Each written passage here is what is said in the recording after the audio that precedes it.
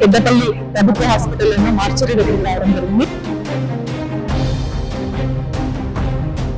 ఏ విధంగా శవాలకి పంచనామా చేస్తారు, చేసే వాళ్ళు ఎలా చేస్తారు విషయంలో చాలా మంది చాలా అపోహలు ఉంటాయి. మీరు ఇప్పటి వరకు దగ్గర ఎన్ని శవాలకు పంచనామా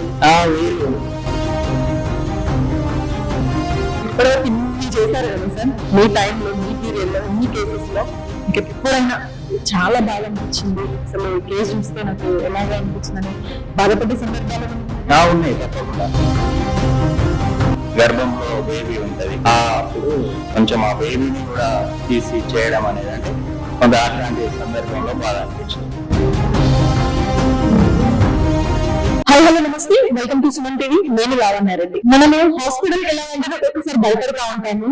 అదే విధంగా శవాలకి పంచనామా చేస్తారు, పోస్ట్ మార్టం చేస్తారని మనకు తెలుసు. తన తలుచుకుంటూనే ఒకసారి ఎట్లా భయం అవుతా ఉంటది. మరి చేసే వాళ్ళు ఎలా చేస్తారు అనే విషయంలో చాలా మంది చాలా అపోహలు ఉంటాయి. వాళ్ళు డ్రింక్ చేసి వేస్తారు, రకరకాల స్కల్ కొడతారు, ఇలా రకరకాల అపోహలు ఉంటాయి. ఇవన్నీ కూడా మనం తెలుసుకోవడానికి పెద్దపల్లి ప్రభుత్వ హాస్పిటల్లో మార్చరీ దగ్గరికి రావడం జరిగింది. ఇక్కడ పనిచేసే టెక్నీషియన్స్ ఉన్నారు, వాళ్ళ మాటల్లో కూడా అడిగి తెలుసుకుందాం రండి. నార్మల్ గా మనం హాస్పిటల్ వెళ్ళాలంటే చాలా భయపడతా ఉంటాం. అది ఒక మార్చరీకి వెళ్ళాలంటే ఇది చాలా భయమైన విషయం.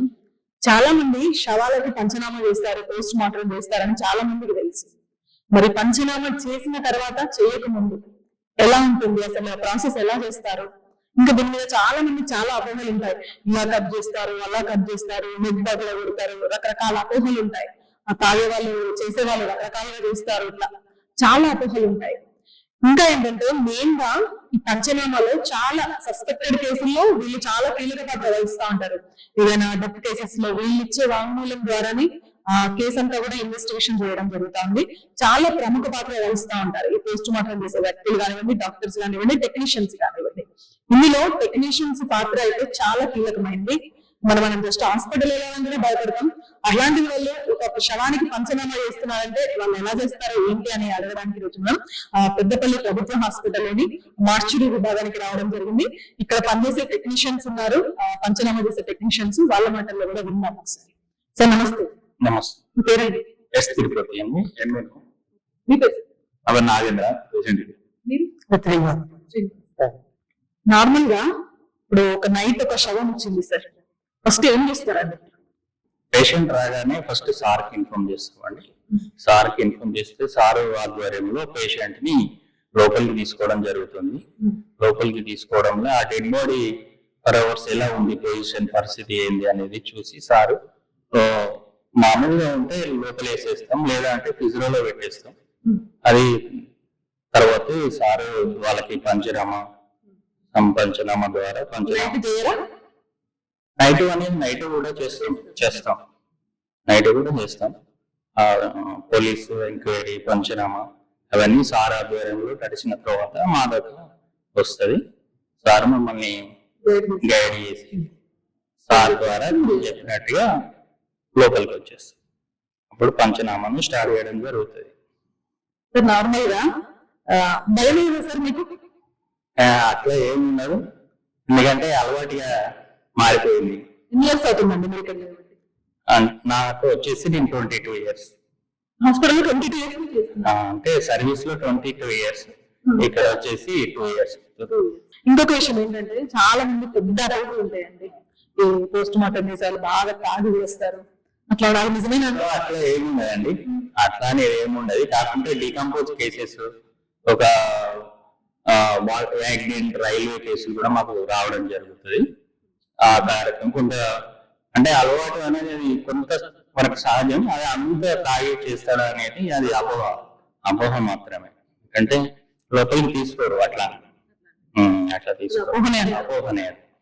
మీరు ఇప్పటి వరకు దగ్గర ఎన్ని శవాలకు పంచనామా చేస్తారు? వేలు చేశాను. 22 years అంటే నేను కొన్ని వేలు చేశాను. చాలా సస్పెక్టెడ్ కేసెస్ లో కూడా పెద్ద పెద్ద యాక్సిడెంట్స్ కానీ ఇలాంటి కేసెస్ లో మీరు ఇచ్చే విలువైన సమాచారం ఆధారంగానే పోలీసులు ఇన్వెస్టిగేషన్ చేస్తుంటారు. సో మీకు వచ్చిన వాళ్ళు ఇంకా ప్రాముఖ్యత మీకు ఇస్తారంటారా, ఇస్తుంటారా, మిమ్మల్ని చిన్న చూపు చూస్తుంటారా?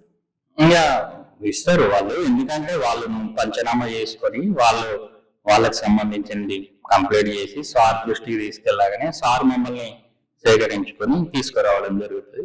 అట్లాగే ఆ ప్రాసెస్ ఆ సమ్ కేసెస్ ఉంటాయి కాబట్టి ఆ కేసు ప్రకారంగా పోస్ట్ మార్టం చేయడం జరుగుతుంది. ఇక్కడైనా సార్ పెట్టేది ఇక్కడ చూసుకోవచ్చు మీరు. ఇది రెండు ఉన్నాయి మనకు బాడీ తీసుకోవడానికి అవైలబుల్ గా ఉంది. ఇంత అంటే ఎక్కడ ఇంకా ఇట్లా లేకపోవచ్చు. ఈ హైట్ ఈ ఇంటిలేషన్ ఇట్లా లేదు. ఇక్కడ ఇక్కడ ఒక బాడీ వేసుకోవచ్చు. సో సెకండ్ ఇది కూడా ఇది సెకండ్ బాడీ వేసుకోవచ్చు.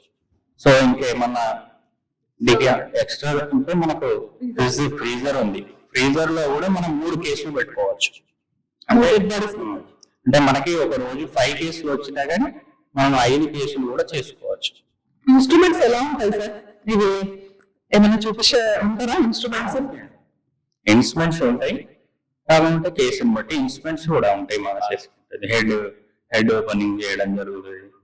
మాకు ఇక అంత ప్రాసెస్ లో డాక్టర్ గారు చెప్పిన ప్రకారంగా ప్రాసెస్ లో మేము చేయాలి.